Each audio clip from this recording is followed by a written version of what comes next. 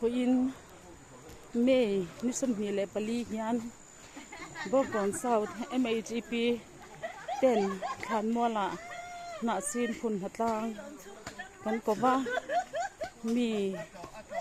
som le tanga kan thop chua ka chuan pa ho pathumin min ho thei boka pu konga atangkai khop mai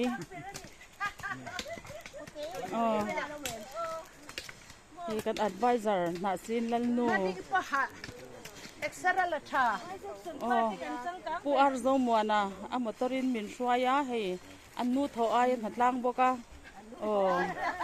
kan lom le ni hei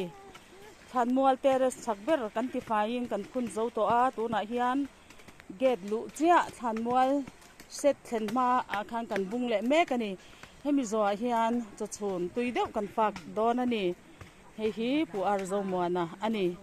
kong chak le kong thanga hian ti hian na sin kan phuna amoi don le ani